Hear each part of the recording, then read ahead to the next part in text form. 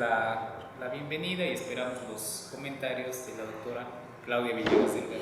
Me da mucho gusto volver a estar en este espacio y poder compartir algunos comentarios, sobre todo pensando en cómo podemos iniciar un diálogo, tener un diálogo con la autora de este libro muy oportuno, muy interesante, el cual debo decir primero que nada que se recibe con mucho gusto, sobre todo por la oportunidad, digamos, la pertinencia del momento en el que estamos, sobre todo pensando en la era Trump. Digamos que estamos en un revival, decimos, de los estudios sobre migración. Digamos, hay una nueva, una cantidad de investigaciones que están aportándose día a día a partir de la renegociación del TLC-CAN, ahora, digamos, no solo el cierre de las fronteras, la cuestión y la idea de Trump de que paguemos por el muro en cash, y ahora de que lo paguemos con aranceles de una u otra forma. Entonces yo creo que en ese sentido ese contexto le da,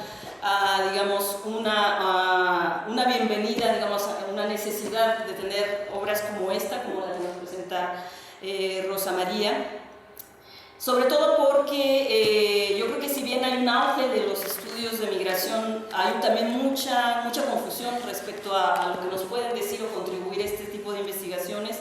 El trabajo que comentamos hoy es un trabajo, yo considero, muy bien realizado, digamos, no solamente es de carácter analítico, sino también de carácter informativo, que yo creo que una de las principales contribuciones que más adelante comentaremos será que desde mi punto de vista permite, digamos, no solamente discutir entre los académicos, sino yo creo que está estructurado de tal forma, con un lenguaje muy sencillo, que yo creo que lo hace muy accesible para, digamos, el público que necesita también informarse de esta agenda, cuáles son los debates, sin, digamos, sin desmerecer la parte teórica, pero que pueda llegarle un mensaje mucho más claro, mucho más empírico, con datos, con información, que Rosa María presenta de una forma muy bien organizada. Y sobre todo la perspectiva, que al final lo resaltaré también, la perspectiva crítica sobre este tipo de programas de trabajadores temporales. Es, por el otro lado, un gusto para mí recibir tanto a Javier como a Rosy, que son compañeros, colegas del Seminario Permanente de Estudios Chicanos y de Fronteras de la DEAS de Lina, y con el cual hemos colaborado, bueno, tengo también la oportunidad de colaborar con ustedes ya por algunos años. Entonces es un gusto para mí comentar y que agradecer la invitación de poder participar en este diálogo. Lo primero que me gustaría resaltar es un poco respecto al tema en sí, al tema del libro, de esto de los programas de trabajadores de empleo temporal. En cuanto a la contribución, en cuanto al mérito en sí mismo del tema, yo diría varias cosas. Al principio lo mencionaba, es un libro que analiza, es un libro que informa, pero también, como lo resaltaré en la segunda parte, es un libro que rompe muchos mitos de los cuales hemos estado escuchando y escuchamos día a día en la agenda, digamos, de la información y de la investigación sobre migración, a lo cual haré referencia más tarde. Por otro lado, es un libro que me parece que, ayer un poco lo comenzaba a comentar Javier, refleja mucho la importancia de la investigación antropológica desde el punto de vista no solamente de la discusión académica, sino de realmente cómo se construyen las evidencias. Es decir, en esto del debate sobre la migración hay una tendencia muy grande a asumir una serie de juicios sobre lo que pasa o no pasa con la migración, que carecen de contenido, no solamente analítico, sino de contenido empírico. Entonces yo creo que una de las cosas más destacables de este trabajo es precisamente la cantidad de evidencias que la autora construye, documenta y va presentando y desarrollando, articulando de una forma muy contundente, sobre todo, decía yo, en este aspecto crítico, con un objetivo que no es el único, pero que es muy importante, que es precisamente confrontar o contraponer la posición gubernamental del gobierno mexicano y del gobierno canadiense respecto a la autora lo dice, respecto a este triunfalismo de continuar apoyando y planteando perspectivas de futuro sobre este tipo de programas de trabajadores temporales. Por último, el caso mismo de Canadá, yo creo que sobre todo en el caso de México estamos mucho más más informados, mucho más al tanto de los debates de lo que ocurre en términos de la migración México-Estados Unidos, y aunque digamos es una parte muy importante, el caso de Canadá es mucho menos conocido para una buena parte, no solamente de los académicos, sino del público en general, aunque digamos, y eso lo demuestra muy bien el trabajo de la autora, hay una investigación muy importante respecto al tema migratorio en Canadá y respecto al tema de los programas de trabajo temporal. Entonces, esto también le da mucha relevancia al libro. Otro elemento muy importante que es de destacar y que es de felicitar a la autora es que refleja un trabajo, yo por lo menos calculo una década, si no es que más, si no es que yo pueda decir hasta incluso 15 años, quizá o más,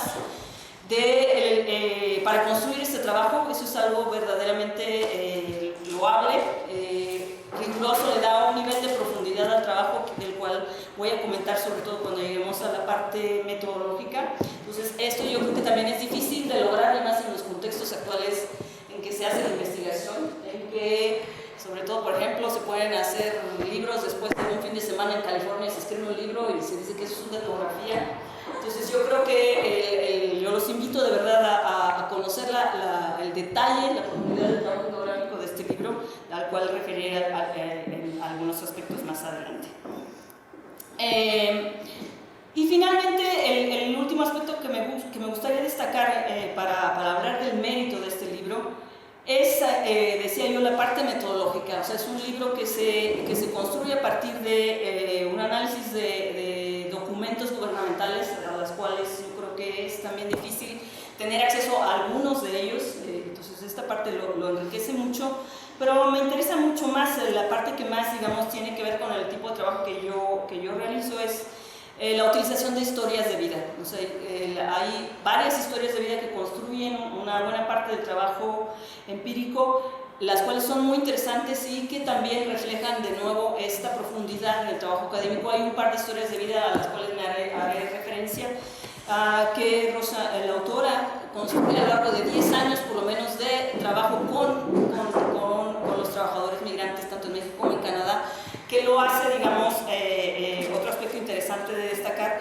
Y yo lo destacaría la intención o la forma, digamos, como yo entiendo, o lo que me queda de estas etnografías, es precisamente la posibilidad de reconstruir no solamente uno, sino varios arcos completos de lo que es la experiencia migratoria, no solamente de los trabajadores migrantes, sino del trabajo agrícola como un elemento central en la creación de un mercado muy específico, un mercado regional de fuerza de trabajo migrante, que es muy bien caracterizado en el libro. Entonces hay varios arcos completos a los cuales también voy a hacer brevemente referencia. Y en este asunto de la historia de vida es una idea que me reverbera mucho de este trabajo, y a partir de la cual yo he organizado los comentarios que a continuación quiero compartir con ustedes en esta presentación.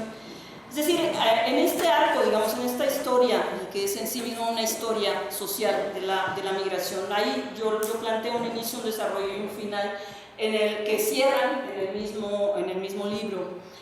Para el inicio, dice la autora, el objetivo de ese análisis se centra en las condiciones de los trabajadores mexicanos agrícolas temporales en Canadá, en el programa del patio, le digo, el programa de trabajadores agrícolas temporales que inicia en 1974 y que año con año se desplazan a Canadá. Este es un objetivo, digamos, ciertamente académico, pero que nos permite comenzar a caminar este arco, comenzar a conocer esta historia, la cual se desarrolla, digamos, yo creo que este es uno de los planteamientos centrales del libro en cuanto a la posición de la autora, donde ella nos comenta que, bueno, ciertamente sí, decíamos, los gobiernos y sobre todo el sector empresarial presentan estos programas de empleo temporal como un modelo ideal de la migración ordenada y regulada. Este discurso de la migración ordenada y regulada es algo, digamos, es un tema que está dirigiendo las agendas de discusión e investigación en torno a los estudios migratorios, sobre todo los últimos 20 años.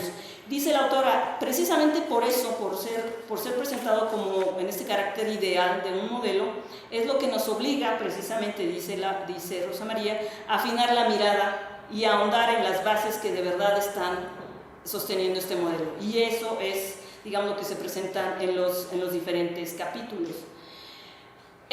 ¿Y dónde concluye este arco? Pensando, digamos, en estos tres momentos. La autora lo señala muy bien en sus conclusiones. Ella dice, parte de la riqueza de Canadá proviene de los agricultores mexicanos que carecen de oportunidades laborales en su país de origen. Es decir, el propósito fundamental de este trabajo es mostrar, asumir, digamos, esta posición y utilizar de manera muy adecuada la investigación y el método etnográfico, entre otros, para llegar a sustentar este argumento final. De esta riqueza que se construye de agricultores mexicanos trabajando en Canadá, la estadística de algunas de las que aporta la autora son aproximadamente 337.208 trabajadores mexicanos los que han salido en este lapso de 40 años en esta idea de control de migración laboral controlada, regulada y ordenada. Esto obviamente no deja de contrastarlo en el libro con lo que son los otros programas, digamos, que regulan los flujos laborales entre México y Estados Unidos, obviamente contextualizándolo en los antecedentes del programa Bracero entre México y Estados Unidos, ¿no? Donde se desplazaron aproximadamente 5 millones de trabajadores en la temporalidad que fue vigente. Por otro lado, ¿dónde ocurre esta historia, este arco que yo quiero mostrar a partir de este libro? Los estados de la República en los cuales son los estados que expulsan a estos migrantes, digamos, esto es parte, digamos, de la información actualizada, los cuales son 10 en la República Mexicana, Tlaxcala, Estado de México, Guanajuato, Hidalgo, Morelos, Puebla, Veracruz, Oaxaca, Chiapas, el distrito, bueno, la Ciudad de México ahora, y Sinaloa. ¿A dónde van estos trabajadores? Principalmente a Ontario, a Quebec y a Columbia Británica. Este es el escenario, digamos, este es en dónde ocurre esta historia, en dónde se desarrolla este arco. ¿Cuál es el hilo conductor de esta historia? Yo diría, de acuerdo a lo que plantea la autora, de manera muy clara, el hilo que guía esta reconstrucción es precisamente tratar de documentar cómo se construyeron precisamente los ámbitos tanto geográficos como laborales, como sociales, en los cuales los trabajadores agrícolas temporales, tanto hombres y mujeres, están confinados en términos de su experiencia social y su experiencia cotidiana. La experiencia social y la experiencia cotidiana son los dos niveles en los que yo creo se desenvuelva esta historia y en los cuales, por un lado, las historias de vida reconstruyen una parte y por el otro lado, la evidencia documental que es realmente contundente y apabullante en cuanto a este confinamiento, esta definición de ámbitos muy restringidos de experiencia social y experiencia cotidiana en estas tres dimensiones, la geográfica, la laboral y la social. En esta reconstrucción hay otros aspectos los cuales también son relevantes en este libro. Decía yo, bueno, la parte documental, el análisis de los documentos jurídicos, de los documentos, de los procesos administrativos, tanto en México como en Canadá. Y por otra parte, que a mí me llaman mucho la atención, me parecieron muchas cosas que yo desconocía, que tiene que ver con la dimensión cultural de lo que implica ser parte de un programa de flujo de movilidad laboral de este tipo. ¿Cómo qué aspectos culturales, por ejemplo? Entre ellos se destaca la dimensión religiosa, por ejemplo, y el culto guadalupano, digamos, en esto, digamos, no es que sea novedoso en cuanto a que este es un elemento, digamos, que va acompañando a la migración, sino a la perspectiva que la autora propone de esta dimensión religiosa. Generalmente yo he leído, más bien, hay una tendencia más como a mitificar este culto sobre la Virgen de Guadalupe, sobre todo, por ejemplo, si pensamos en la literatura sobre comunidades transnacionales, por ejemplo. Pero aquí hay una visión crítica de otro uso que no generalmente es tan conocido respecto a este fervor guadalupano y que es el que hacen no solamente el Estado, sino los empresarios agrícolas que contratan a los trabajadores y que precisamente utilizan, y esto es una evidencia etnográfica muy interesante, el mismo argumento de del culto a la Virgen como una forma de promover la aceptación a las condiciones sociales laborales, las cuales son bastante pauperizadas.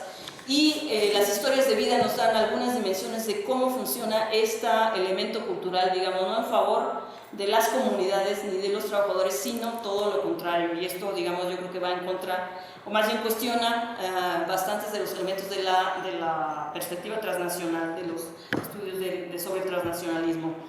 Por el otro lado nos habla, y esa es otra parte muy interesante, sobre la creación de los mitos alrededor del trabajo y del trabajador migrante. Esta parte a mí me pareció fascinante, la forma como va reconstruyendo, va desconstruyendo los mitos de eso, entre ellos el del trabajador. Bueno, para empezar, de los trabajadores mexicanos como los más chambeadores. Siempre tenemos en la discusión sobre migración, bueno, uno de los elementos es que pues ¿quién no quiere contratar mexicanos si son muy chambeadores, y son dóciles, y son escrutables y aceptan cualquier condición de trabajo? Este es uno de los mitos que el trabajo etnográfico precisamente revierte en esta obra. Otra dimensión que me parece muy interesante desde el punto de vista de los aspectos culturales es, aunque no, la misma autora lo señala, no hubo demasiado tiempo de entrar en detalle en esta dimensión de la nostalgia, o el mal lo llama así de acuerdo a la evidencia de sus mismos informantes, el mal de la añoranza. Es decir, casos que se evidencian en las historias de vida en que es necesario que los trabajadores sean regresados a México que aluden a que no pueden, a que se está el alejamiento de la familia, de la patria, de las diferentes nociones y afectos de este lado de la frontera por los cuales regresan. Entonces este es un aspecto que a mí me parece muy interesante porque digamos, en la experiencia que yo he tenido con migrantes mexicanos, pero en la ciudad de Nueva York, siempre salen en algunas conversaciones estas ideas de la añoranza, que van ligadas a la idea o a la posibilidad o a la añoranza eterna del retorno también, es decir, del querer regresar al país. Es una dimensión que también me parece muy interesante y muy importante, y que por el otro lado también tiene que ver, lo señala muy bien la autora, esto en el caso de Canadá, tiene que ver con condiciones específicas físicas de aislamiento muy particulares, de las condiciones infraestructurales de las granjas agrícolas a donde llegan estos trabajadores. Obviamente la distancia geográfica, o sea, si es difícil llegar y cruzar la frontera México-Estados Unidos, es doblemente difícil llegar y cruzar la frontera con Canadá, y obviamente las condiciones climáticas. Todo esto no es, digamos, una mera retórica de la autora, sino cada uno de estos elementos está documentado etnográficamente, y eso le da una riqueza que a mí me parece muy importante de destacar de este trabajo. Entrando un poco más a detalle en los contenidos, sin querer tampoco tomar demasiado tiempo en ello, porque, bueno, de verdad es una invitación a que lo conozcan y recorran cada uno de estos capítulos. El libro está integrado por 4 capítulos, 2 de los cuales me parece que le dan el contexto a la discusión, sobre todo del estado de la cuestión, a algunos debates teóricos que hay en torno al origen y al impacto de los programas, digamos, como entre México y Canadá, y de otros programas análogos en diferentes partes del mundo que regulan este flujo temporal de trabajadores migrantes y que tienen que ver, en este caso específico, en los últimos 20 años, con esta creación de un mercado laboral regional, transnacional, que tiene o que está demandando una mano de obra muy específica que se caracteriza en estos capítulos. Por ejemplo, se discute con el cómo, el cuándo y el dónde comienza esta política, el cambio, digamos, en la política migratoria de Canadá, de ser una política, señala el autor, una política restrictiva y racista, digamos, en donde había, digamos, esta tendencia a seleccionar o a permitir el flujo de trabajadores blancos, europeos, y también de trabajadores asiáticos, y cómo y cuándo, en qué momento histórico cambia esto a comenzar a proponer un programa de trabajadores migrantes de otras regiones, como en donde entra México.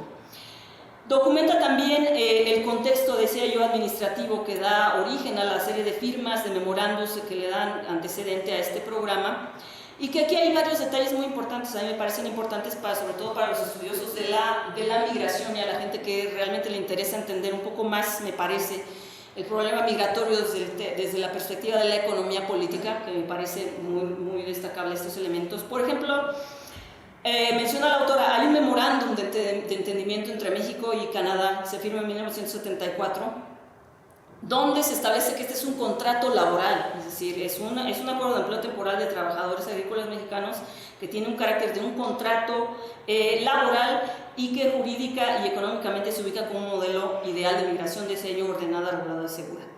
Esto nos lleva, desde mi punto de vista, decía yo, en ese interés de adentrarse un poco más en la economía política, a pensar, digamos, cómo realmente se construye este trabajador migrante como una mercancía realmente que está, digamos, verdaderamente dibujada y recortada a modo. Si uno va siguiendo el análisis documental que presenta el libro, lo que va viendo es cómo de verdad se agarraron un molde del tipo de migrante que querían y legalmente, jurídicamente y administrativamente se crean todas las condiciones para que salga este producto final que es el trabajador migrante, que sea aprobado y que esté de acuerdo a los términos en los cuales de esta cooperación bilateral entre México y Estados Unidos. Entre estos elementos que yo digo que recortan este migrante como una mercancía a modo que vas tú al supermercado y de verdad requieres una mercancía muy especializada y la encuentras, está por ejemplo alguno de los párrafos de estos documentos de lo que señala la Federación Canadiense de Agricultura, de lo que quería y de lo que se planteaba en este memorándum.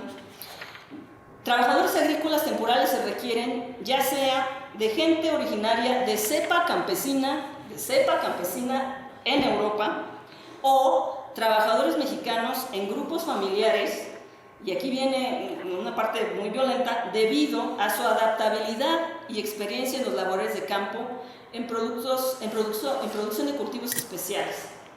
O sea, aquí ya hay una condición que es o de cepa campesina o que sean adaptables a las labores de campo, que veremos más adelante en el libro cuáles son ese tipo de labores de campo. Un trabajo intensivo, un trabajo explotado, sobreexplotado, de bajos salarios, etc. Este es un elemento. La otra, la misma complejidad administrativa del programa, yo le digo el PAT, porque no sé cómo te llama, el PETAT, como un modelo de cooperación binacional. Aquí hay varias cosas, desde quién interviene del lado mexicano en estructurar este programa 5, entre ellos varias secretarias de Estado, la de Relaciones Exteriores, la de Gobernación, la de Salud, la de Hacienda y Crédito Público y la Secretaría de Trabajo y Previsión Social, que creo que ya no existe como tal, sí existe todavía, pero la Secretaría de Trabajo asumió, la Dirección General de Empleo en la Ciudad de México. Otros requisitos, decíamos, que así lo dice, que se acredite ser campesino. Y ahí la etnografía lo que nos proporciona es la oportunidad de ver cómo la gente tiene que sufrir, de atravesar un laberinto administrativo para demostrar que se es campesino en México. Que no se tienen estudios mínimos de tercero de primaria y máximos de primero de preparatoria. Esto, si uno lo quiere pensar, es o no una condición de lo que significaría ser campesino en México. Tener tercero de primaria y máximo de primero de preparatoria. Y esto me lleva a pensar también, bueno, hay otra serie de requisitos que no están establecidos en ningún documento, pero que la misma etnografía del libro lo que hace es reconstruir, digamos, la historia social de las condiciones de vida en los lugares de origen, digamos, en las comunidades en México, y dentro de los cuales podemos decir, hay otro tipo de requisitos como son, por ejemplo, el no encontrar trabajo en el país, no tener los recursos económicos para elaborar la tierra, ni lo suficiente para sostener a la familia. La autora lo dice muy claro, el problema aquí, hay una dimensión muy importante en este análisis, y es que el empleo, no hay capacidad de empleo en el campo en México, y eso hay una serie de razones las cuales están también documentadas históricamente en el libro. Es decir, no es un problema que nace meramente de un acuerdo bilateral, una serie de condiciones que a nivel estructural han determinado este abandono del campo y que permiten de nuevo, yo digo, como itemizar la mercancía que es la fuerza de trabajo laboral migrante. El contrato mismo, hay derechos y obligaciones, es un contrato individual de trabajo donde se establece qué tipo de servicios presta el trabajador agrícola migrante mexicano. Entre otros, es de naturaleza temporal, en ninguna forma puede ser menor de 6 semanas ni exceder de 8 meses. Solamente se incorpora a este programa aquel trabajador que está respaldado por el gobierno mexicano. Esto, de qué forma respalda el gobierno mexicano a los trabajadores temporales, es otra dimensión muy problemática, bastante injusta de lo que se documenta en este libro. Otra de las cuestiones muy interesantes en esto de los derechos laborales, del contrato laboral, es que hay, por ejemplo, una recomendación del gobierno mexicano, de la Secretaría de Trabajo y Previsión Social, de que este trabajador que entra, para que pueda ser validado por el gobierno mexicano, le recomiendan respetar, así lo dice, las reglas de obediencia que impongan los patrones. Y aquí hay un candado administrativo muy importante que yo creo que dirige mucho de las historias de vida y de la evaluación de este programa que hace la autora en el último capítulo, y que es que estos trabajadores temporales les tienen que firmar los patrones una carta de retorno, es decir, tienen que demostrar que precisamente son capaces de atenerse a estas reglas de obediencia. Si no tienen una recomendación favorable del patrón, no pueden regresar a Canadá. Entonces, el temor a no tener esta carta de retorno es una de las razones que yo diría a nivel de la economía política, insisto, a nivel de las relaciones sociales de producción, están determinando mucho lo que es la conciencia misma del trabajador sobre su misma condición de migrante, sobre las mismas condiciones de explotación del trabajo migrante en otro país. Se documenta también en este temor, digamos, de los trabajadores a no obtener esta carta, una serie de abusos que incluyen obviamente el acoso laboral, el abuso en las jornadas de trabajo, el tema de si el trabajador se acerca e intenta afiliarse a un sindicato, es incluido en listas negras o simplemente no es contratado en la siguiente temporada. Es decir, estamos viendo esta dimensión de la carencia de derechos laborales, de derechos sociales, y cómo se está construyendo, digamos, administrativamente en un aparato gubernamental que es aceptado por los dos gobiernos. No hay una revisión de estos programas, eso también es un aspecto que se documenta. Por otro lado, y esto también me parece muy interesante, muchas veces también en la discusión de la migración se nos olvida y tendemos ya únicamente a pensar en el trabajador migrante como eso, como un trabajador y no como un ciudadano. Entonces yo creo que eso es algo que recupera, y que me pareció muy interesante en el argumento de la autora, de que este contrato se trata precisamente de una relación entre un gobierno, entre el gobierno mexicano, un ciudadano mexicano y de la contraparte canadiense. Esa es una parte también muy interesante. En el contrato no participa el gobierno de Canadá como tal, participa la representación consular del Estado mexicano. Entonces el trabajador firma su contrato directamente con un empresario agrícola en Canadá, y esto de ahí me parece importante recuperar que los trabajadores, los que van finalmente, son inicialmente ciudadanos, y esa parte creo que es una dimensión que, sobre todo en los debates, sobre todo no solamente del trabajo laboral, sino por ejemplo la cuestión en otros temas también relacionados al derecho al voto, por ejemplo los mexicanos en el extranjero, es decir, los trabajadores que están allá son ciudadanos mexicanos que debieran estar protegidos, uno diría, o quisiera creer, por el Estado mexicano. Lo que sucede es precisamente lo contrario, es decir, hay una pauperización, hay un abuso constante que se avala y se permite por parte del Estado mexicano. Los testimonios en estas historias de vida son verdaderamente dramáticos en el sentido de señalar el abandono que hay del Estado mexicano en el consulado canadiense. Hay algunos testimonios en donde dicen: yo nada más vi al representante consular cuando llegamos al aeropuerto en Canadá, y de ahí nunca jamás lo volví a ver. Entonces, esta dimensión del ser ciudadano, los derechos ciudadanos que van de la mano de los derechos laborales, y más cuando se trabaja en otro país, es otro tema muy importante. Hay otra dimensión en la cual no me extenderé mucho, pero que también me parece fundamental: la condición de las mujeres en el programa de trabajo de trabajadores agrícolas temporales. Es decir, las mujeres se entran en la misma bolsa en cuanto a los requisitos para ser aceptadas en este programa.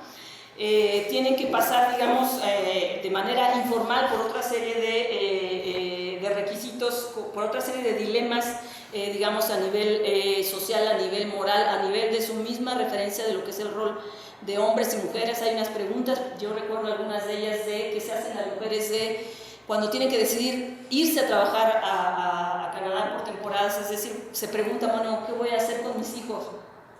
O sea, ¿tengo yo el derecho o por qué a mí se me cuestiona cuando yo viajo y me vuelvo trabajadora migrante como jefa de familia? Yo sí recibo un cuestionamiento como mujer por dejar a mis hijos, el hombre no, porque el hombre generalmente es el sostén de la familia, no la mujer. Entonces, esa serie de cuestionamientos están en los testimonios y ayudan de nuevo a darle mucho más profundidad empírica a este arco de la experiencia laboral, de las diferencias de género, de las diferencias en cuanto a los roles sociales y los roles de género, y el papel de las mujeres en estas comunidades, no solo en las de origen, sino en los lugares en donde viven.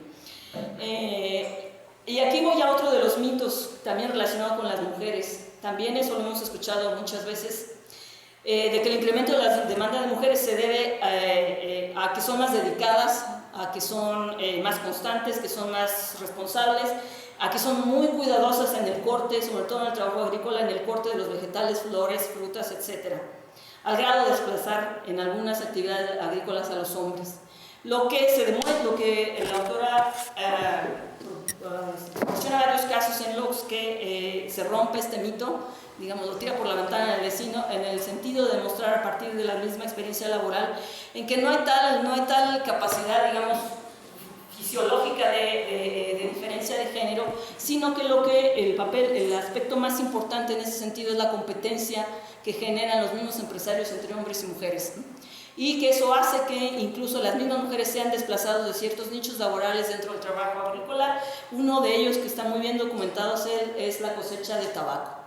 Es decir, al final ese tipo de cultivo es mucho mejor pagado, y no es que el trabajo que se hace ahí no lo pueden hacer las mujeres, es que no las dejan entrar a los trabajos que reciben mejores salarios aún en esas condiciones de explotación. Entonces, este mito de que las mujeres entran a ciertos nichos laborales por ser mujeres, por sus capacidades naturales, es también cuestionado en el libro de manera muy brillante. Me pareció muy importante hacer esta cuestión. Hay la segunda parte, para no extenderme ya más, que son los capítulos donde se recuperan las historias de vida. Es decir, yo decía los dos primeros capítulos son muy interesantes en cuanto a la parte, la reconstrucción y la revisión de todos estos documentos, al contexto de los programas y al contexto mismo de la migración a nivel internacional. La segunda, digamos, es donde me parece, hay una serie de aspectos que no me va a dar tiempo a comentar, porque después lo haremos en otro momento, pero que tiene que ver con los efectos sociales de este programa. Yo decía al principio que este libro rompe mitos, rompe muchos de ellos, ¿no? Una de las cosas que demuestra es el empeoramiento de las condiciones de trabajo de los mexicanos que trabajan en Canadá en 40 años. Es decir, de dónde empieza el programa a dónde está en este momento, los testimonios de los trabajadores que regresan y de los que han muerto. Hay un par de testimonios que siguió la autora durante 10 años, de trabajadores que enfermaron de cáncer, digamos, por la exposición, aunque no es demostrable, por la exposición a los pesticidas en este tipo de trabajos. Es decir, la autora realizó más de 150 entrevistas con trabajadores migrantes tanto en México como en Canadá, y de ellas destaca dos testimonios de dos trabajadores que son relevantes en el libro. Entre estos testimonios de nuevo se rompen mitos respecto al proceso de trabajo, respecto a esta idea del trabajador sufrido. Lo que los trabajadores dicen es, bueno, nosotros sí somos chambeadores, pero no por decisión, sino porque los trabajadores, el otro tipo de trabajadores, si hay condiciones climáticas adversas, simplemente no salen a trabajar. Si nosotros decidimos no salir a trabajar, nos despiden, ¿no? Entonces no es un fervor al trabajo en este mito. La cuestión del idioma, un aspecto que también es muy interesante desde el punto de vista de los derechos laborales. Hay una cuestión aquí muy interesante que los trabajadores relatan. Bueno, los trabajadores jamaiquinos, que eran los que anteriormente ocupaban una buena parte de este nicho laboral de trabajadores temporales, hablan inglés como su lengua, y por lo tanto se pueden defender. Los trabajadores mexicanos, nosotros no hablamos inglés, entonces en el momento que los trabajadores jamaiquinos, eso lo documenta la autora, comienzan a demandar derechos, ya no son contratados en las siguientes temporadas y entran los mexicanos que no hablan inglés, que es más difícil defender sus derechos. Entonces, en ese sentido, la competencia lingüística, digamos, respecto al idioma es otro elemento. Y para cerrar, digamos, con algunos puntos críticos que yo con esto cerraría este arco, hay varios, digamos. Uno es el que señala la autora, que quizá ahora que está presente pueda comentarnos un poco más sobre esta relación entre el TLC-CAN y el programa de trabajadores temporales. Ella dice, no hubo demasiado tiempo de desarrollarlo en el libro, pero es un elemento del cual este acuerdo entre México y Canadá retoma muchos de los elementos que están en la firma original del TLC. Entonces, ahora que estamos en la renegociación del TLC, digamos, yo creo que hay una perspectiva analítica que le daría una mira hacia dónde vamos con esto de los programas de trabajadores temporales.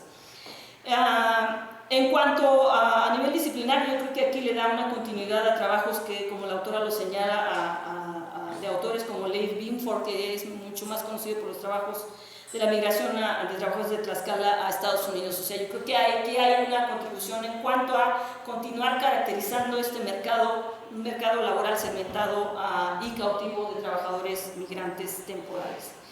El papel del Estado es otro de los puntos que me parece cierran este arco, el papel del Estado mexicano y de estas teorías transnacionales que tienden a alimentar este discurso triunfalista respecto a este tipo de programas. En eso está, por supuesto, la necesidad y la denuncia que hace la autora, la crítica que se hace al papel, sobre todo del consulado mexicano. Entonces, es decir, aquí hay una estructura, hay un elemento que es muy importante y que todos los científicos sociales estamos tratando de entender qué pasa con el Estado en este momento actual desde diferentes dimensiones, una de ellas la migratoria. Entonces, aquí hay elementos que nos permiten repensar el papel del Estado en cuanto a la migración transnacional. Y el último, que con esto me gustaría cerrar, que tiene que ver con un comentario que ayer hacía Javier en su exposición respecto al papel de la antropología.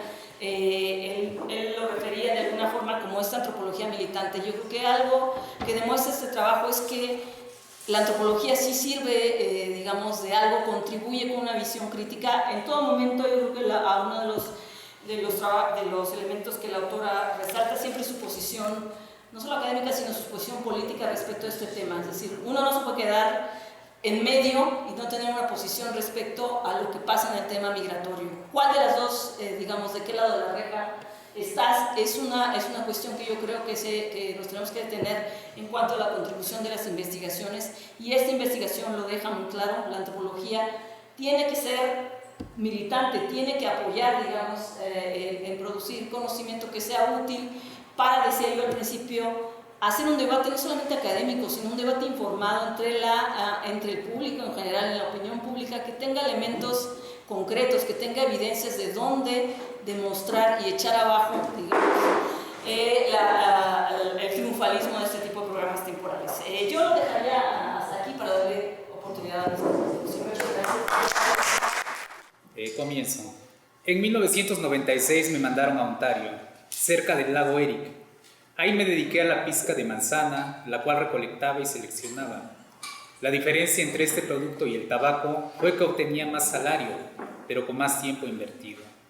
Las condiciones de la vivienda fueron pésimas. En el grupo de 52 trabajadores fuimos divididos en dos secciones, una de 30 y otra de 22, y cada grupo fue enviado a distintas casas en la misma zona.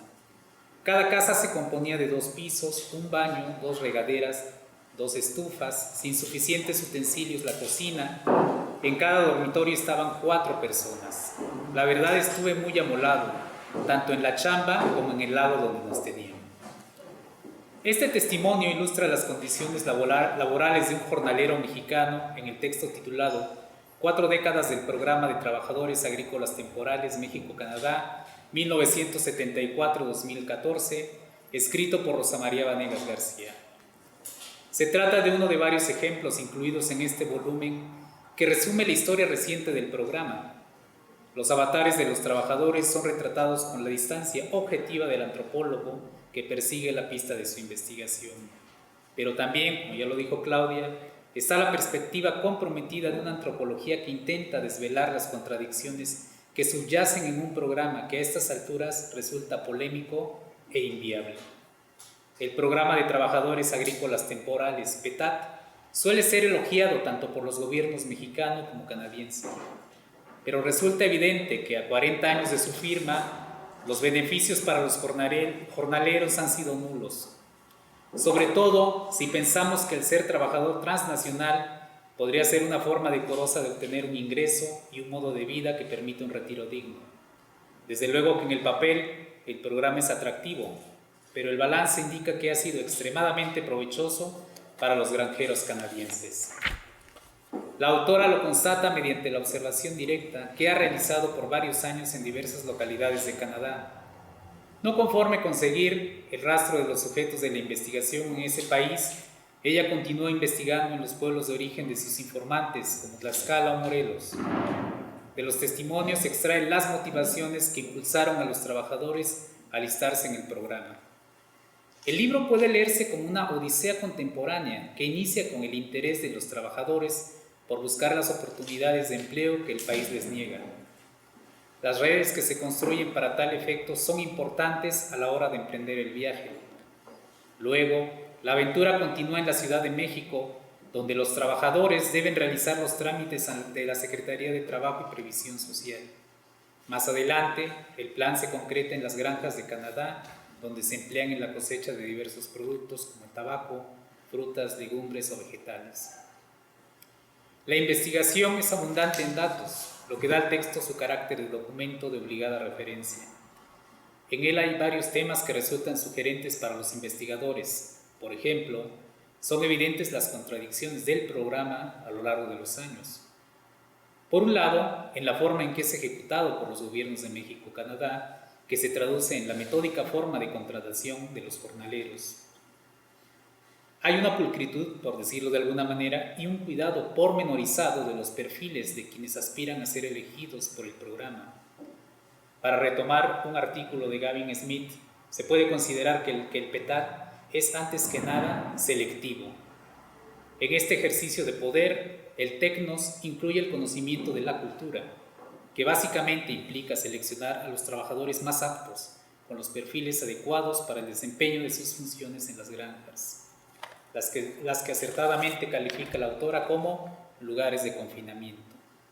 En este sentido, los trabajadores tienen que sufrir la vigilancia de los patrones que acechan sus vidas de manera cotidiana. El PETAT implica también la actitud del consulado mexicano, que con frecuencia se hace de la vista gorda para dejar a sus ciudadanos en el desamparo. Por esta razón, creo que otro de los temas ahí sugeridos es el que se refiere a la ciudadanía, sobre todo en el sentido de que la ciudadanía es más que reconocimiento de un sujeto por parte de un Estado-nación. Si la ciudadanía se traduce en el ejercicio pleno de derechos políticos y sociales, entonces los jornaleros agrícolas no son ciudadanos, porque no solo carecen de representación política, sino que en la arena económica son en estricto sentido desechables. Su país de origen no los desea y el país receptor insiste en tratarlos como inmigrantes y trabajadores estacionales. Lo que realmente le interesa a ambos países es que los trabajadores continúen alimentando el PETAT y sean la punta de lanza para la realización de otros convenios. Aquí haré un sesgo en la lectura que me parece importante mencionar. Es un sesgo que yo tengo, que yo lo entiendo de esa manera. En parte tiene que ver con una preocupación política. El trabajo de Rosa María Vanegas García es un ejercicio de crítica antropológica, que se puede entender como una crítica hacia la Canadá incluyente. Este país, que a nivel internacional se presenta como el país amigable y tolerante con la diversidad cultural. Mediante los estudios de caso, así como las entrevistas realizadas por la autora, el país multicultural por antonomasia se muestra excluyente.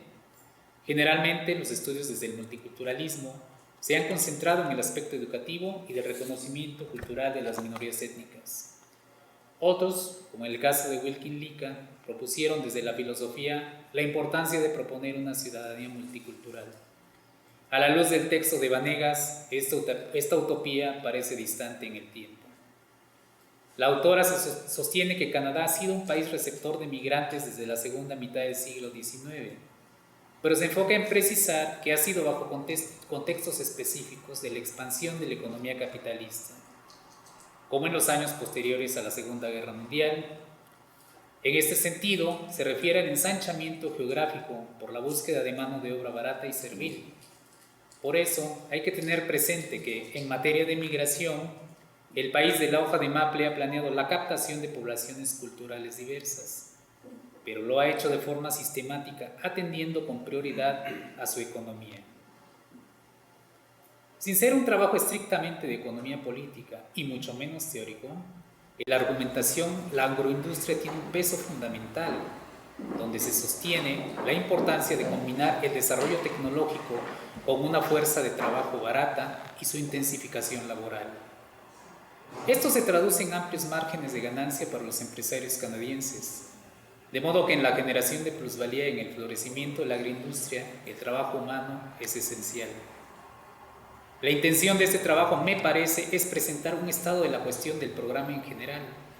Es un resumen bastante apretado, en efecto, pero hay varios elementos que sirven de guía para quien se interese en la cuestión migratoria. Como ya lo he mencionado, la aportación sobre el conocimiento de las condiciones de trabajo de los jornaleros es sustancial. Lo que deseo resaltar tiene que ver con lo que se entiende como la superexplotación. Quiero aclarar que no está planteado de forma específica, pero una lectura más audaz permite conceptualizar los datos de este modo. De manera clara, el programa prevé un determinado número de horas de trabajo y explícito en los contratos. Pero hay algo, pequeños detalles que solo son visibles en la etnografía que nos indican que en la práctica la superexplotación se ejerce de forma cotidiana por diversas modalidades, ya sea extendiendo la jornada de trabajo o intensificándola. Así, en algunos casos, los patrones pueden extender la jornada laboral o los trabajadores pueden realizar labores en el menor tiempo posible. Lo cierto es que el desgaste físico de los jornaleros y la falta de protección laboral los conduce incluso hasta la muerte. Habrá quien sostenga que este programa es bastante, entre comillas, regulado y supervisado por varias instancias de México y Canadá, y que en sus ejercicios se evitan este tipo de abusos, que quizá son una anomalía también. Pero los testimonios de los entrevistados y el trabajo de campo confirman que se trata de una práctica común. Desde luego, no sería posible sin el consentimiento de los gobiernos de ambos países. A eso se le suman los factores culturales como la barrera del idioma, ya mencionados aquí, la escolaridad y la religión. De tal manera que hay que decirlo, en el PETAT participan otras instancias aparentemente ajenas, pero que tienen un rol fundamental en la consecución de sus metas. Me refiero a la Iglesia Católica y las religiones protestantes. La Iglesia tiene un papel fundamental en la ideologización de los trabajadores, tanto en México como en Canadá. Les permiten sobrellevar una vida de penurias, pero también los induce a aceptar su condición de trabajadores marginales en el mundo. Aunque en la industria la labor de los jornaleros es fundamental, ellos experimentan su condición de subalternos como algo natural. No es un complot, sino un contubernio que resuelve las contradicciones cada vez más agudas del capitalismo. Hay aspectos políticos, económicos y culturales que permiten que los abusos de los patrones sean tolerables. El chantaje de parte de los granjeros es sustancial en el mantenimiento de la servidumbre de los trabajadores. Esas estrategias entran en juego cuando llega la hora de ganarse la confianza de los migrantes mexicanos, y es fundamental para asegurar la mano de obra que llegará para la siguiente estación de cosechas. En este sentido, el texto coincide con otras investigaciones realizadas por otros antropólogos más ligados a la economía política. Estos trabajos han relatado las condiciones de los obreros en la industria maquiladora, de los jornaleros en la pizca de café o de los trabajadores en la producción de carne. Todos ellos coinciden en documentar que en la obtención de plusvalía la clase social es prioritaria. Pero el trabajo que aquí presentamos también es esperanzador. Pese a todas las formas que mantienen los trabajadores subyugados, ocurre que de pronto surgen liderazgos no previstos. Mediante una embrionaria organización, los jornaleros deciden protestar por las condiciones de trabajo y así acuden a las últimas instancias hasta agotar sus recursos. La organización es siempre latente y los intentos más interesantes se dirigen a crear uniones transnacionales con el apoyo de los sindicatos canadienses. Es cierto que la mayoría de las veces los objetivos no se logran, pero como afirmaba Rosa Luxemburgo sobre la huelga, las luchas quedan como experiencias contundentes en la memoria de las otras generaciones. Sin duda, las protestas de los jornaleros se vuelven pedagógicas. Considero que el libro acierta cuando se concentra en decir que la migración es básicamente económica, de tal manera que rechaza los argumentos que sostiene el multiculturalismo dominante de la actualidad. Por otro lado, desearía que la autora se concentrara más en cuestionar las nociones de etnia, raza, clase, género y nacionalidad. No las explicita, pero las anuncia. Para ir concluyendo, este texto propone que el programa debe ser revisado y quizás reformado. En un documento reciente, Livinfor 2019, hace una crítica feroz al PETAD y analiza sus irregularidades, entre ellas los límites de la mediación consular y la deportabilidad. Él argumenta que el PETAD, por el contrario, debe desaparecer. Pese a esas contradicciones, creo que la discusión sobre el PETAD tiene mucha tela de donde cortar. Como lo propone Binford también, una de esas discusiones tiene que ver con el ejército industrial de reserva. Y este libro, sin pertenecer a esa línea argumentativa, así lo confirma. Muchas gracias. Bueno, en el lejano año de 1978, había unos tipos que no teníamos nada que hacer y viajamos a la Unión Soviética.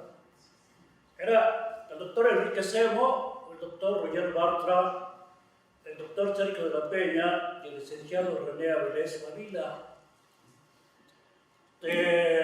Conocimos Moscú, lo que se llamaba Leningrado, ahora San Petersburgo o Petrogrado. Era invierno del 78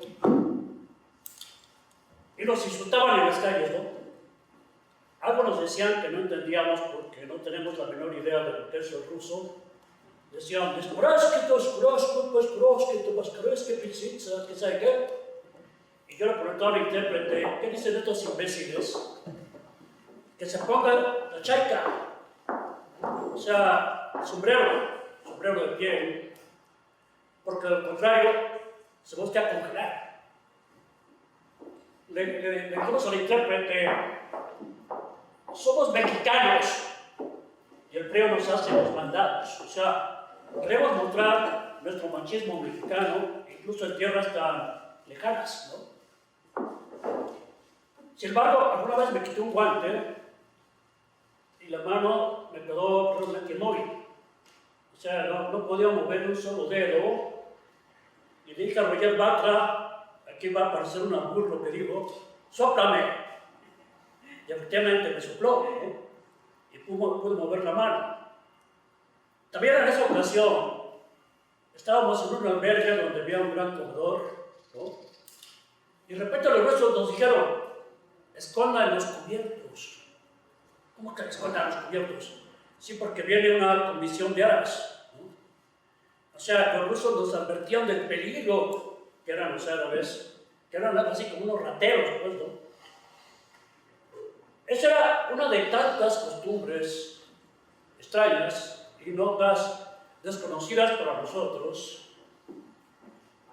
Y me decía Federico Patiño, un primo mío que ha estado muy involucrado en la cuestión del aeropuerto de Texcoco, lo que le faltó a tu querida Unión Soviética, esa porquería comunista, es que tuvieran empresas afuera, o sea, empresas multinacionales y transnacionales, y que hubiera grandes contingentes de migrantes ahí dentro de la Unión Soviética.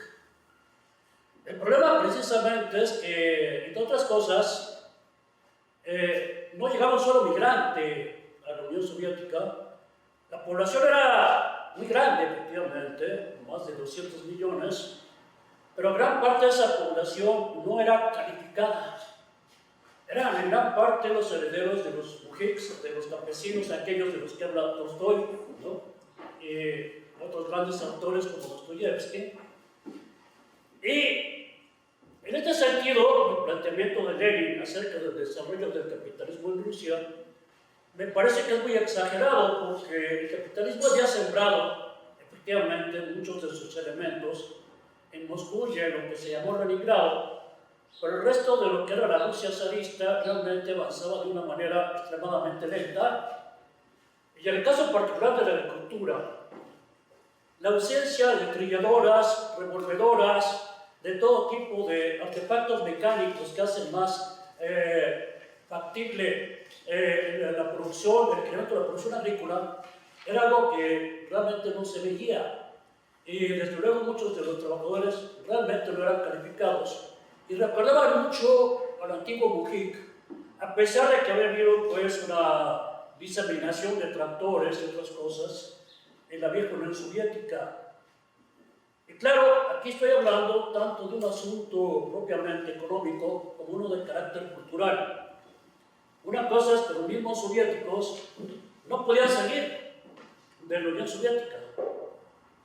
Es decir, nos alegaban que si los ciudadanos soviéticos salían del emporio soviético, serían mal recibidos, hostilizados por las poblaciones de otros países. Discutimos con los soviéticos esto y dijimos que eso no era cierto. Al contrario, si la Unión Soviética es la patria del proletariado, lo más lógico es que la gente lo reciba hasta con aplausos y con ovaciones y que los defiendan de las agresiones de los malditos perros capitalistas. Claro, en realidad no quería que se conociera la realidad externa. Los pocos soviéticos, por ejemplo, que viajaban a Suecia, quedaban embelesados y ensimismados con la existencia de la democracia burguesa sueca. Entonces, esto lo digo también porque había gentes, por ejemplo, como un famoso filósofo, por desgracia ya fenecido, Carlos Pereira, me decía, ¿para qué viajar? En todas partes las casas tienen ventanas y tienen puertas, toda la gente tiene ojos y tiene nariz. Me invité a la fiesta del Santo Cristo de Esquipulas en Guatemala. Me dijo, yo no voy porque esa tontería es lo mismo que la fiesta de la Virgen aquí el 12 de diciembre. Es la misma tontería y la misma babosada. Me obligaron un día a viajar a Israel y otra vez a Inglaterra. Se sorprendió él mismo de la diferencia de costumbres que existía. Y me recordaba el caso de una señora de Boston que decía, el siglo XIX, porque decía, ¿para qué viajo si yo nací en Boston? O sea, como si en Boston ya existieran todos los elementos culturales del mundo entero, porque eso es lo que planteaba ella, ¿no? Este tipo de pensamientos, este tipo de meditaciones, este tipo de reflexiones son convocados por el libro de Rosa María Vanegas. O sea, lo que me llamó la atención del libro de Rosa María Vanegas es efectivamente la amplitud caleidoscópica de los temas que trata en el texto. Claramente, los antropólogos somos algo así como turistas avesados. Turistas avispados y avesados, no siempre avispados, por cierto, en el sentido de que hacemos trabajos de campo y lo que estamos viendo lo describimos. De hecho, Malinowski, que fue un gran antropólogo, decía, toda descripción es una explicación. Esto lo había sacado de otro filósofo, de Mach, de Ernst Mach.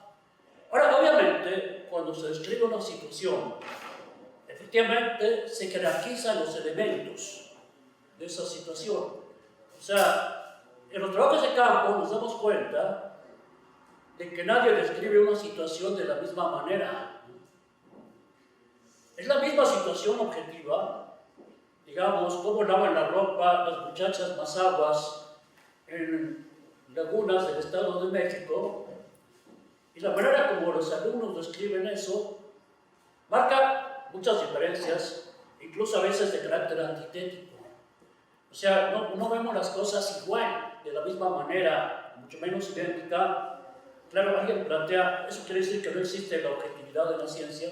No, sí existe la objetividad de la ciencia, pero para ello hay que profundizar muchísimo en la cuestión metodológica y generar una serie de pasos metódicos precisamente para llegar a esa conclusión. Un problema parecido al que tienen los historiadores, porque Lévi-Strauss, por ejemplo, alegaba que Jean-Paul Sartre se equivoca porque nadie sabe realmente quién tomó la Bastilla el 14 de julio de 89, porque hay fuentes que dicen que fueron una milicia, parte del ejército, otra parte dice que fueron los tempranos obreros que existían en ese momento, otra parte lea que fueron los paisanos, campesinos, yo creo que fueron los sans-culottes, es decir, sin calzones, o sea, los lumpenes de París, ¿no? Entonces no sabemos realmente quién tomó la Bastilla. En realidad, cotejando, comparando las fuentes, no podemos tener una máquina del tiempo y regresar al 14 de julio, pero la comparación y la reflexión y el raciocinio y la metodología nos pueden ayudar a encontrar la verdad acerca de quién tomó realmente la Bastilla. Y hay que tomar en cuenta también que las migraciones precisamente son un semillero enorme, como decía Claudia, de mitos.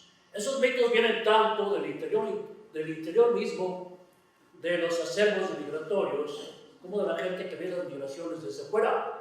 Y actualmente hay un gran conjunto de migraciones, porque son principalmente aquellas de tipo laboral, las que tienen evidentemente mayor presencia.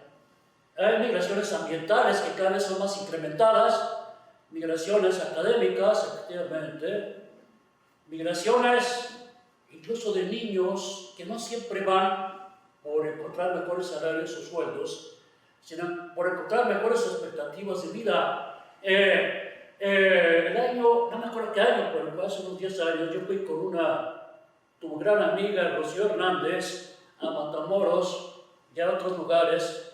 Fuimos a McAllen también, a Roswell. Hablamos con los cónsules mexicanos y por más esfuerzos que hacíamos, los cónsules mexicanos nos cambiaban la conversación, no hablaban de los asuntos laborales, sino hablaban de la necesidad del comercio. Sus preocupaciones sustanciales eran las comerciales y el intercambio de tipo mercantil entre México y los Estados Unidos en una época anterior a la firma del Tratado de Libre Comercio. Eso nos llamó mucho la atención. También nos llamó la atención, por cierto, que se hablaba de la exportación de vísceras, sobre todo en niños, cosa que nunca comprobamos en ese momento, ¿no? El trabajo de Rosa María Vanegas, evidentemente, empieza precisamente dando una razón, una perspectiva, un cuadro de lo que es la migración mundial.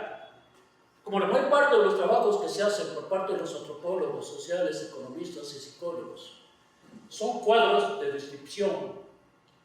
Resulta que, efectivamente, aunque en cada descripción siempre hay un elemento teórico prevalente, anterior, no hay descripciones, digamos, anodinas o neutras, son descripciones, es decir, no son explicaciones de los procesos. Es decir, digamos, estamos en una etapa embrionaria de lo que es la conceptualización de la migración, aunque hay gente como Stephen Castles, por ejemplo, que ha generado muchos textos sobre este fenómeno, ya ha sentado muchos de los relieves básicos y de las raíces estructurales que tiene este tipo de procesos. Entonces, la lectura atenta del libro de Rosa María Vanegas, efectivamente, lo que hace es que brotan constantemente una serie de flores aporéticas. Por eso quiero decir, la poesía, se me pregunta, o sea, nos preguntamos constantemente qué significa esto otro, cuál es el sentido de estas cosas. O sea, es un libro fundamental que hace pensar, que hace reflexionar, que evidentemente pone en funcionamiento nuestro cerebro, nuestras neuronas, y las mismas entrañas papaloteando al leer el libro como si fuera un libro de sexo y pornografía. No lo es, y sin embargo a veces produce lo mismo, ¿no? Entonces nos encontramos evidentemente en una instancia también de lectura, en la cual también llama la atención el carácter propiamente holístico del texto. Es decir, la compañera Vanegas trabaja en una cosa que se llama Seminario de Estudios Chicanos y de Fronteras, fundado por el doctor Juan Manuel Sandoval. Y este seminario es un seminario que le hace la competencia a los pitonizos, ¿no? Claro que hacer la competencia a los pitonizos, por ello quiero decir una cosa. En una ocasión me encontré en una mesa redonda con Armando Bartra, con Francisco Pérez Arce y con Pedro Salmerón, y les planteé el carácter prospectivo que tienen las ciencias sociales. O sea, ¿para qué sirven las ciencias sociales si no pueden predecir lo que va a suceder o que sea en un futuro próximo? Pedro Salmerón contestó que no tenía una bola de cristal. Francisco Pérez Arce declaró que lo que yo opinaba acerca de que habíamos predicho la matanza del 2 de octubre, Pérez Arce argumentó que pudo haber sucedido la matanza y pudo no haber sucedido. No dio ningún argumento de por qué no hubiera sucedido, ¿no? Lo que yo planteo, si no podemos predecir, entonces ¿para qué sirven las ciencias sociales? Entonces más que un hobby, es como hacer crucigramas, ¿no? No sabemos exactamente qué va a pasar en 2050. Es muy difícil, hay demasiadas variables. Hay demasiados elementos desconocidos que son factores causales, ¿no? Pero digamos, para ciertos periodos a corto plazo, podemos señalar tendencias que posiblemente lleguen a concretarse, solidificarse y sedimentarse. Y una de las cosas que ha hecho el Seminario de Estudios Chicanos y de Fronteras es precisamente, desde el año 82, me acuerdo perfectamente que yo ingresé ese año, que se fundó el seminario, me acuerdo perfectamente que en trabajos del doctor Sandoval y otras personas se asentaba que la migración centroamericana pronto dejaría de ser compuesta por sujetos individuales, fundamentalmente de sexo masculino, y que iban prácticamente como gente solitaria y que arribaban llenos de peligros a los Estados Unidos, e incluso en ese momento ya se veía que se montaban sobre la famosa bestia y llegaban de esa manera al país de las barras y las estrellas.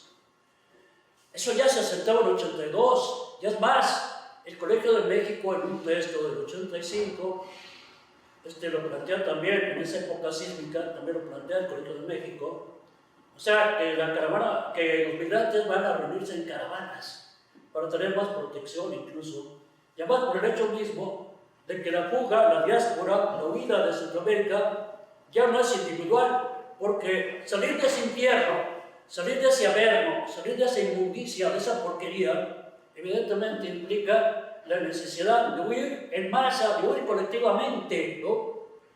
Y eso ya se planteaba por el Seminario Permanente de Estudios Chicanos y de Fronteras, del cual José María Vanegas es una personalidad eximia. Eximia no significa que haya sido simia, ¿no? En el sentido de la Real Academia Española significa egregia, ¿no? Y entonces, con sus planteamientos, con sus posturas teóricas, con sus marcos metodológicos, evidentemente contribuye a que este seminario haya enriquecido sus acciones y sus procesos de realización académica. Y como yo no quiero decir lo mismo que decía el doctor Aguirre Beltrán en los exámenes profesionales, bueno, no voy a decir nada, porque los compañeros ya dijeron todo lo que yo empezaba a decir. Eso los decía el doctor Aguirre Beltrán de sus exámenes. Y efectivamente, mucho de lo que han dicho los compañeros, yo lo tenía también pensado decir. Y entonces, hermano, usted que plantear otros puntos de vista. El trabajo es fundamentalmente interdisciplinario. O sea, uno nota la presencia de la antropología, por supuesto, uno nota la presencia de un análisis de estructura social, o sea, de la sociología. Uno evidentemente se topa con el estudio de caracteres, de temperamentos, de modos de vida, de concepciones ideológicas y con la psicología. Y uno se encuentra también con el estudio ambiental, y uno se encuentra también con el derecho laboral, y entonces encontramos un trabajo interdisciplinario de caracteres muy definidos en ese sentido.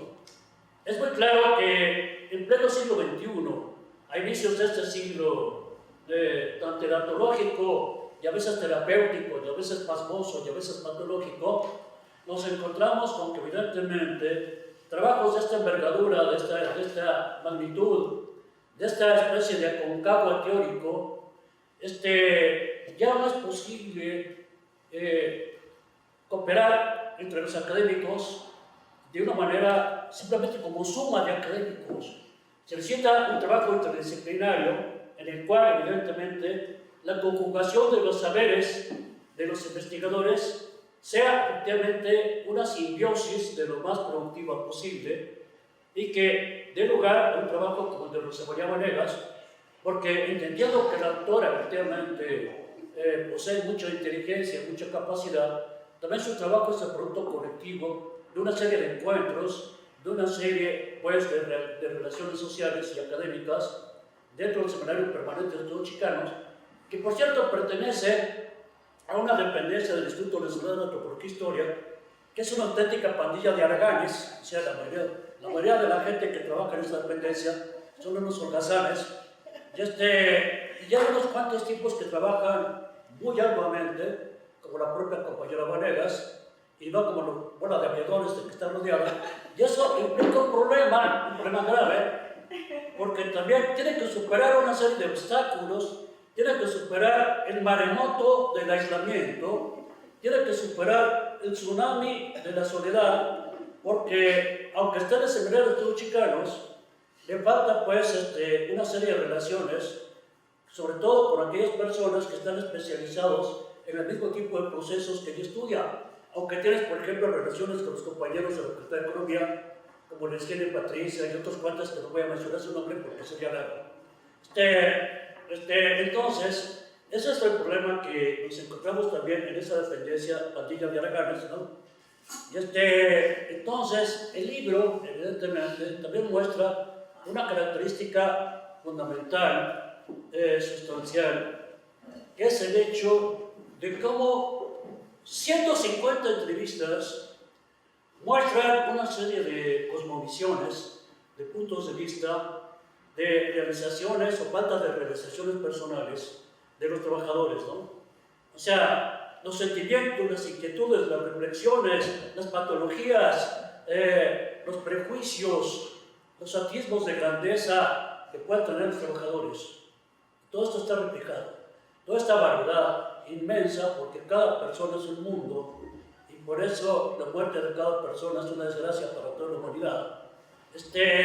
Entonces nos encontramos con una riqueza enorme, porque efectivamente este monto gigantesco de gente entrevistada muestra precisamente la variedad inmensa que tenemos en un aspecto que tiene que desembocar en el mundo próximo, en un multiculturalismo que efectivamente sea algo que esté plantado, sembrado, de una manera que pueda deshogarse y florecer como una armonía, no como sucede ahora, donde las migraciones mismas son expresión del odio, del racismo y la xenofobia, porque efectivamente, como se está viendo en estos momentos en todo el mundo, la migración de los africanos, la migración de los haitianos, la migración de los hermanos centroamericanos, nuestra propia migración genera odio, genera rencores, genera antipatías, genera hostigamientos, genera abusos, genera represiones, porque lo distinto, lo diferente, lo no asimilable es aquello que nos patologiza, aquello que nos pervierte incluso.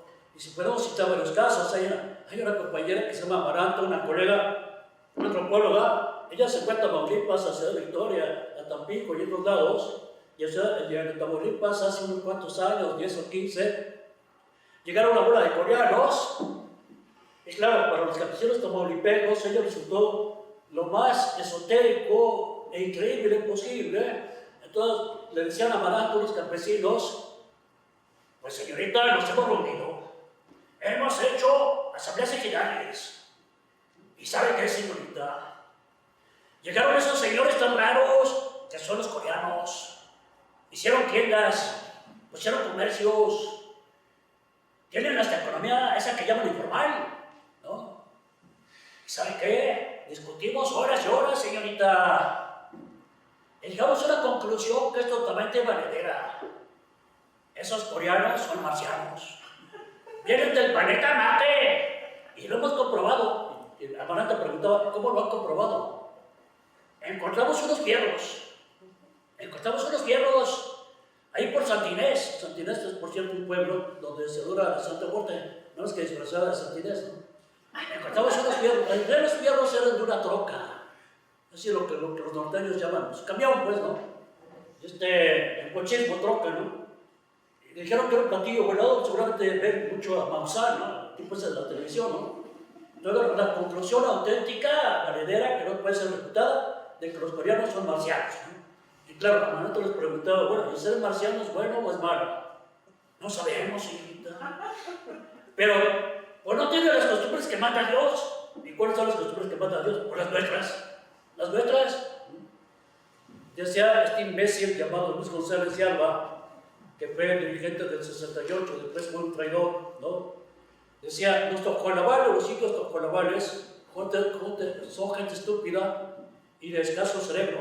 Lo dijo en la revista Nexos, Luis González de Alba. Porque en el lenguaje tojolabal, que es un lenguaje mayanse, los tojolabales se llaman a sí mismos los verdaderos hombres. Bueno, eso es cierto, pero eso no tiene nada de extraño. Es decir, casi todos los pueblos se sienten pueblos elegidos. No se diga el pueblo donde nació el señor Trump, ¿no? Y no se diga los sionistas. No me refiero a los judíos, me refiero a los sionistas, ¿no? Esos son cosas diferentes, ¿no? Y nosotros mismos los mexicanos, ¿no? Como México no hay dos, nací de este lado, soy puro mexicano, o sea, somos la neta del planeta, ¿no? Somos superiores a Leonardo da Vinci, Alberto Einstein y a Shakira, ¿no? Entonces, todos somos pueblo, ese es un narcisismo colectivo. Obviamente este narcisismo colectivo se enfrenta a la confrontación, al enfrentamiento, a la lucha, a la reyerta, al litigio con aquellas personas que son distintas, que son diferentes.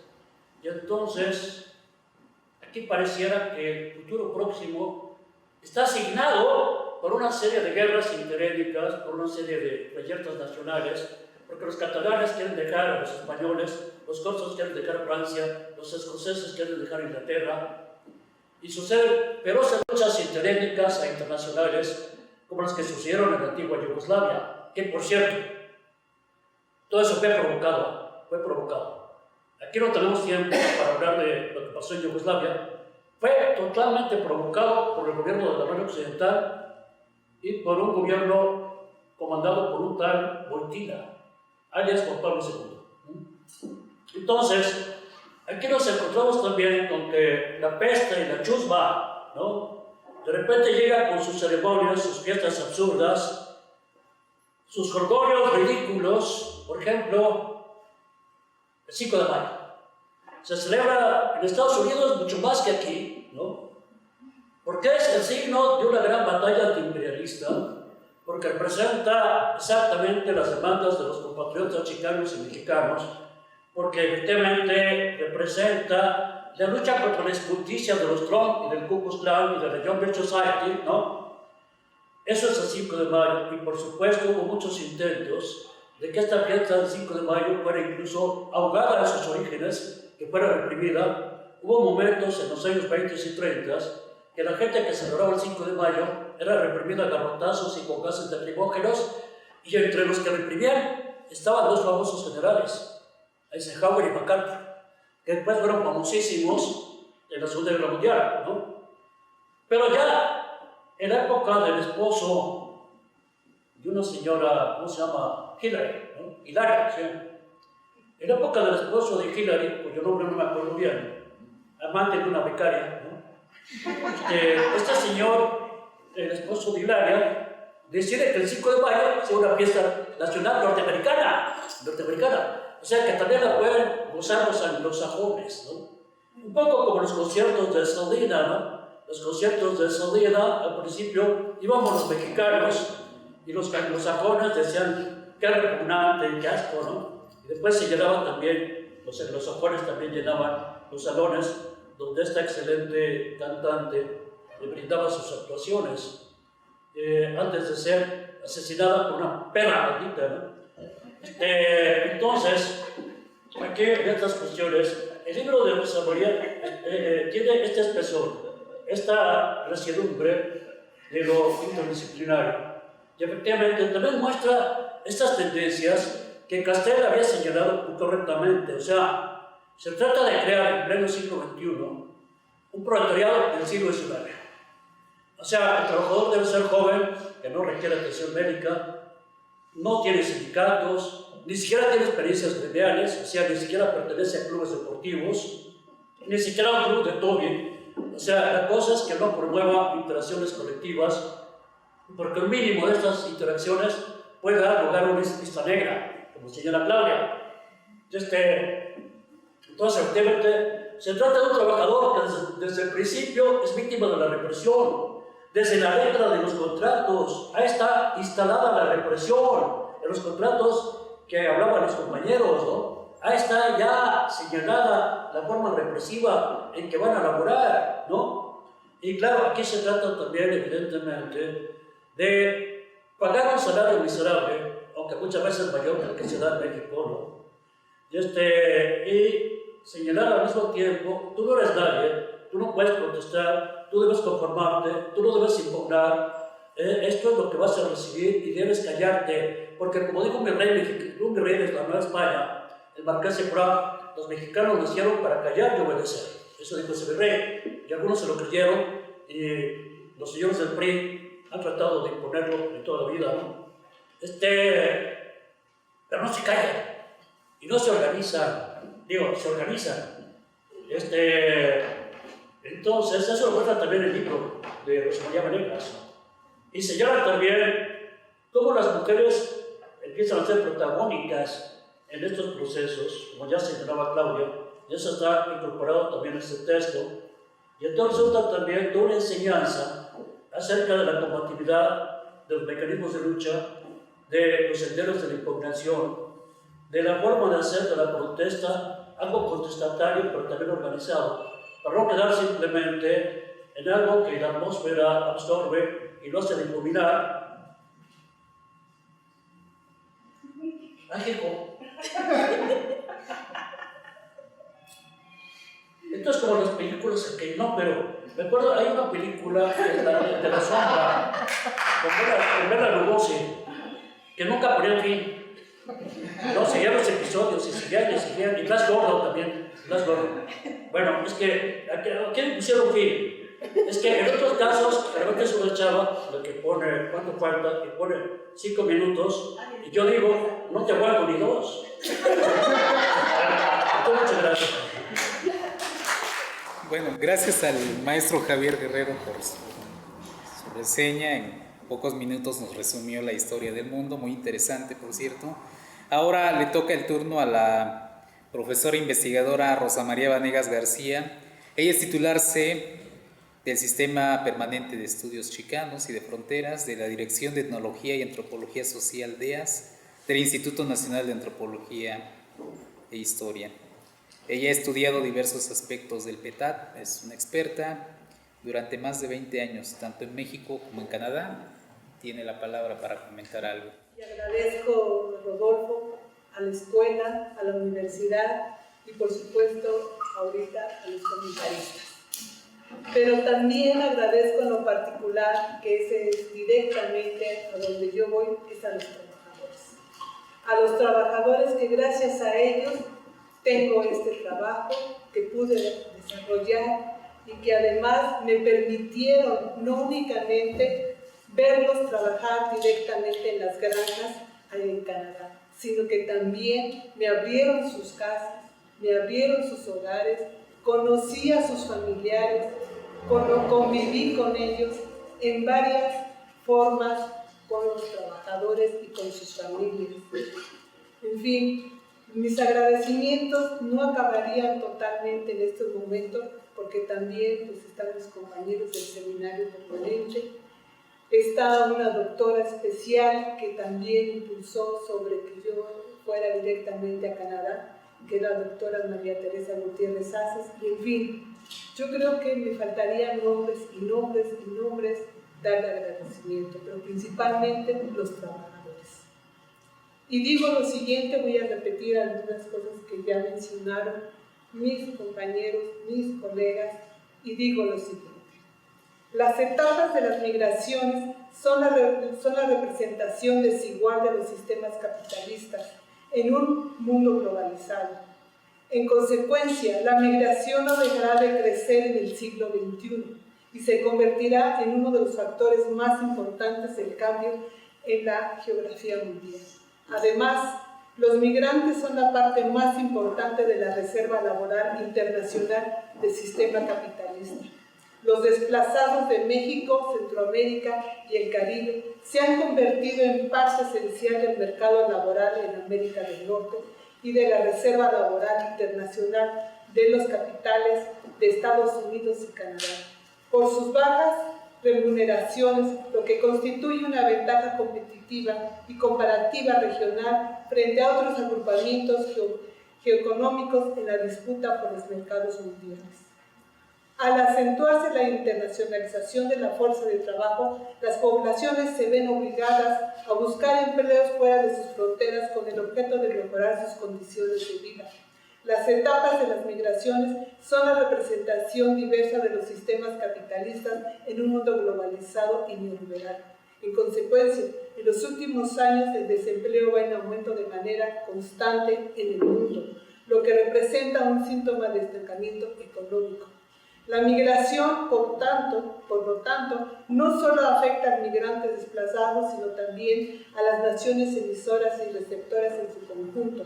Al mismo tiempo, se incrementan los controles de las fronteras, en muchas ocasiones incluso hasta su militarización, como en la frontera entre México y Estados Unidos y en menor medida entre México y Guatemala.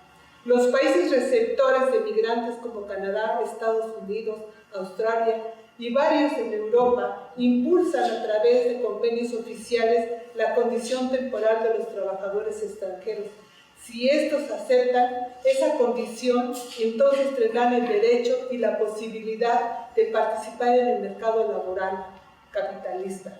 La condición temporal es que deben regresar a su país de origen al término de su contrato, con la promesa de poder volver, pero sin adquirir ningún derecho laboral.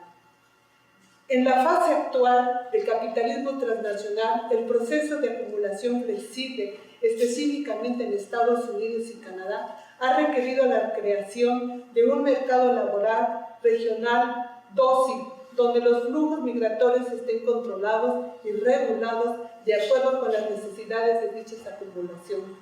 Estas son las de una mayor explotación laboral, donde no existen condiciones legales ni organización para la defensa y la protección del trabajo. Para ello, se busca regular los flujos migratorios de los países emisores, así como legalizar la entrada temporal de la fuerza laboral inmigrante. Buena parte de esta mano de obra se encuentra en situaciones irregulares de esos países bajo un esquema que condiciona, prolonga y obliga a trabajar en las mismas condiciones en que labora actualmente.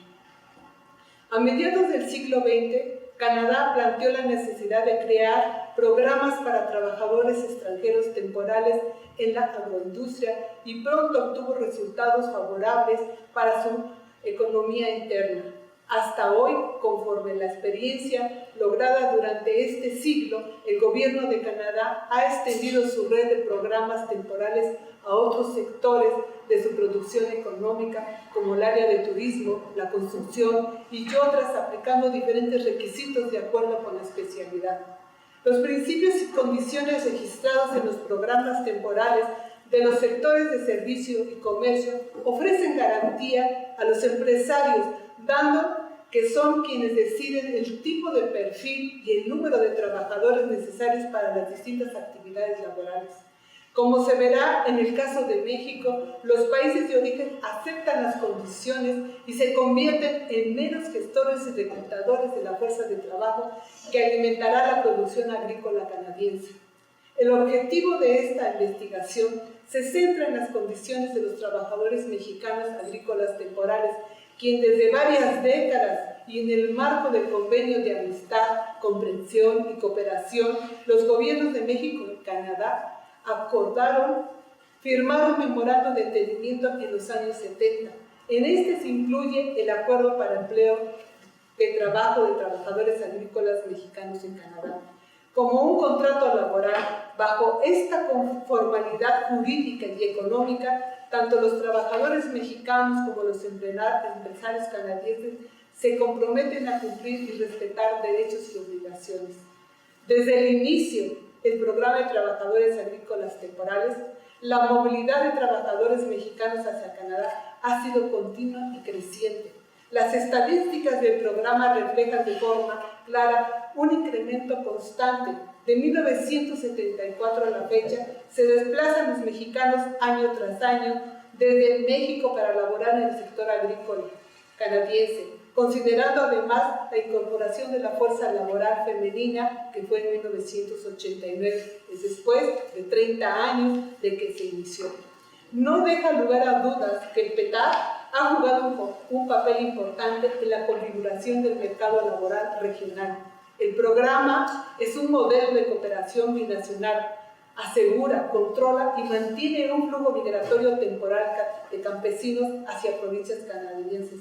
Desde su creación es operado y vigilado por diversas dependencias gubernamentales mexicanas, Secretaría de Trabajo, de Relaciones Exteriores, de Salubridad, de Gobernación, de Hacienda, y permite al país destinatario supervisar la mano de obra solicitada para el empresario. Para lograr la operación del programa, la Secretaría de Trabajo y Previsión Social y la Dirección General de Empleo en la Ciudad de México, con el apoyo de servicios estatales de empleo, promueven, reclutan y seleccionan la fuerza de trabajo temporal especializada del sector agroindustrial. Los canadienses deben de tener, los candidatos deben de tener experiencia en trabajar en la tierra, conocer los procesos de siembra y la cosecha esencialmente en cereales, vegetales, flores, frutas, tabaco, tengan práctica laboral en invernadero o viveros. Los gobiernos, el sector empresarial y parte de la sociedad señalan que el programa es un modelo a seguir para la migración ordenada y segura. Constantemente, las dos naciones desde su creación han considerado que los programas son exitosos o el programa es exitoso para los intereses económicos y políticos de ambos países, en tanto que permiten emplear de forma temporal a ciudadanos mexicanos que carecen de oportunidades laborales en su país de origen. En los hechos, beneficia más a la industria agrícola canadiense por las notorias condiciones de inequidad con que laboran los migrantes mexicanos, por lo que continuarán con los principios del programa y seguirán atentos a las necesidades de los granjeros, ya que responden a la demanda y a la oferta del mercado internacional de mano de obra y ante la respuesta favorable de los mexicanos por su rendimiento, habilidad en el campo. En este trabajo se muestra cómo la diversidad del origen geográfico de los trabajadores mexicanos inscritos en el programa revela la dimensión de una problemática no atendida por el Estado mexicano, el empleo en el campo mexicano. En ese sentido, queda claro que algunas regiones reflejan mayor agudeza de las crisis de empleo no resueltas por los últimos gobiernos mexicanos. De manera concomitante, cuando se analizan las condiciones de trabajo en que los mexicanos se insertan en la agricultura canadiense, lejos de mejorar respecto de las que subsisten en el campo mexicano, la realidad empeora en pocos casos. Esto lo demuestra la recopilación de varias historias de vida. Un aspecto interesante es que al desplazarse, los migrantes también trasladan sus creencias y prácticas religiosas que incluso se ven expuestas a situaciones que podrían ser novedosas. Estos aspectos también están documentados en los testimonios y en la experiencia de campo. Se advierte en el efecto que causa en planos personal, social, familiar, la doble vivencia de los trabajadores mexicanos en dos regiones. La simbología refleja interpretaciones diferentes. El gobierno mexicano, carente de una política agrícola y de sentido social, no puede evitar que miles de mexicanos opten por buscar empleos en otras naciones. En este caso, arropados por algunos aspectos positivos del funcionamiento del programa, los gobiernos, el sector empresarial y parte de la sociedad señalan que el PETAD es el modelo ideal a seguir la migración ordenada, segura y regulada. Que el PETAD es un modelo regulado. ¿Acaso por esta situación el gobierno mexicano decidió impulsar programas similares con Canadá, con otras áreas laborales? En este paraje la operación y la evolución de programas temporales han contribuido a fortalecer los procesos de globalización neoliberal. El PETAD y otros programas similares deben de ser objeto de revisión integral con la finalidad de que se reivindiquen los derechos laborales y humanos de los migrantes temporales. Es indispensable que México y Canadá asuman en plenitud el cumplimiento cabal de lo pactado para que los empresarios que obtienen elevadas tasas de ganancia sean obligados a corresponder a los trabajos agrícolas temporales. Y termino con esta última hoja. Y digo, como parte de una conclusión, los programas temporales de empleo representan un incremento de plusvalía que genera la producción en el agro canadiense, ya que los empresarios no tienen la obligación de cubrir prestaciones como las que se le otorgan a los nacionales. Los empresarios llevan la negociación y el control, también fijan los términos de la contratación según sus intereses y el trabajador está expuesto a un trabajo desigual. Este tipo de contratación no solo se aplica en América del Norte, sino también en el continente europeo desde el siglo pasado. Es un modelo capitalista que ha funcionado y ha generado grandes ingresos en los países más ricos del orbe, dado que la clase agroindustrial controla el mercado de la fuerza laboral internacional a través de sistemas y normas y obligaciones. A pesar de que el programa de trabajadores agrícolas temporales va a cumplir su 45º año, poco se sabe de él y por lo tanto desconocido por la mayoría de la sociedad mexicana. Se trata sobre todo de la situación de miles de trabajadores agrícolas mexicanos quienes desde hace más de 4 décadas, año con año, inauguran lo que las relaciones internacionales del capital y el trabajo se conoce como el trabajo globalizado regulado, es decir, un esquema de contratación laboral que esa diferencia de la historia común o nacional de las relaciones entre el capital y el trabajo empezó a estar mediados por acuerdos diplomáticos entre 2 o más países. En este caso, entre México y Canadá, a partir de 1974, y está formalizado a través de un memorando de entendimiento con directrices normativas y operativas, incluido el contrato de empleo entre el trabajador y el empresario. El PETAD es considerado como un modelo de cooperación binacional que recluta, asegura, ordena, regula, controla y mantiene un flujo migratorio temporal de campesinos que permanece en las granjas de 2 a 8 meses, pero también hasta 9 meses, hacia diversas provincias canadienses. Si analizan, como lo narro en el libro, las condiciones en que va desde buenas hasta riesgosas y peligrosas en determinadas tareas agrícolas en campos canadienses. El programa es presentado como un instrumento positivo por los gobiernos de México y Canadá y evidentemente es una opción atractiva para los más de 350,000 conciudadanos para obtener ingresos de los que carecen en sus comunidades y como consecuencia en México. También muestra las condiciones laborales de un país que se considera del primer mundo, roza lo que el marxismo clásico llamará la explotación de la fuerza de trabajo por la gran empresa capitalista internacional. El PETAD es operado por diversas dependencias gubernamentales, en particular la Secretaría del Trabajo y Previsión Social, y permite al país de destino supervisar la mano de obra solicitada por los empresarios al país de origen. Este programa, en el 2018, se dio empleo a 25,332 mexicanos en empresas agrícolas canadienses. De 1974 a 1986, el PETAD experimenta año con año incrementos sostenidos.